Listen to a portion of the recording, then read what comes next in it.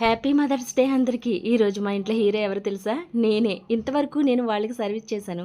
ఈరోజు వాళ్ళు నాకు సన్మానం చేస్తున్నారు. ఎస్, మా పిల్లలు చిన్నగా ప్లాన్ చేశారు తల్లి కోసం. ఒక్క మాటలో చెప్పాలంటే ఈ సృష్టిలో దేవుడు ప్రతి ఇంటికి వచ్చి ఉండలేడు. అందుకే తల్లిని సృష్టించాడు. మన మొదటి ఊపిరి నుంచి మన మొదటి అడుగు వరకు మన కన్నీళ్లు తుడిచేది కూడా తల్లి, మన నవ్వుల వెనక నిలబడేది కూడా తల్లి. ఇష్టమని కనకంబరాలు అయితే తెచ్చారు. ఇదంతా మా వారు చేస్తున్నారు.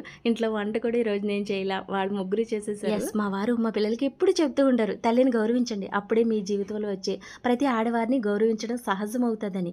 పెద్దల్ని గౌరవించాలి, తల్లిదండ్రుల్ని ప్రేమించాలి, ఆడవారిని ఎప్పుడు గౌరవంతో చూడాలి. ఎవరికైనా సహాయం చేయగలిగితే చెయ్యండి.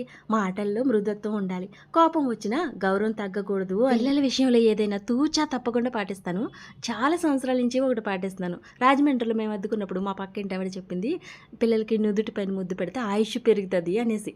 15 సంవత్సరాల నుంచి చేస్తున్నారు. ఎస్, ఈ వీడియోలన్నీ ఆవిడ కూడా చూస్తుంది. ముందుగా మదర్స్ అందరికీ మదర్స్ డే శుభాకాంక్షలు. ఇంతకీ ఆవిడ పేరు సుజాత గారు, ఓ మంచి టైలర్. కొన్ని టిప్స్ ఆవిడ దగ్గరే నేర్చుకున్నాను నేను. అసలు మా చిన్నోడు పెంచింది చిన్నప్పుడు ఆవిడ. ఇప్పుడు కూడా కాల్ చేసి నా కొడుకు ఏం చేస్తున్నాడు అని అడుగుతూ, మా వారైతే పిల్లల దగ్గర ఒక మాట ఎప్పుడు అనకూడదు అంటారు. మీరు మమ్మల్ని చూస్తారేంట్లే అన్న ఓడు అస్సలు మాట్లాడొద్దండి. వాళ్ళకి చెప్పి నేర్పించవలసింది వయసు అయిపోయాక మమ్మల్ని చూడవలసిన బాధ్యత మీదే అని. ఎందుకంటే తల్లి మన కోసం నిద్రలు పోగొట్టుకున్నప్పుడు కారణం అడిగిందా? మనం ఏడ్చినప్పుడు ఎందుకు ఏడుస్తున్నావు అని ప్రేమ తగ్గించిందా? ప్రేమ అంటే లెక్కలు కాదు, బాధ్యత అంటే భారంగా అనిపించకూడదు. ఇంత ప్రేమిస్తున్న నా పిల్లలు రేపు మంచి మనుషులుగా ఎదగాలి. అది నాకు కావలసిన గిఫ్ట్. ప్రతి ఇంట్లో తల్లి నవ్వితే ఆ ఇంటి అదృష్టం నవ్వునట్టే. ఏమంటారు?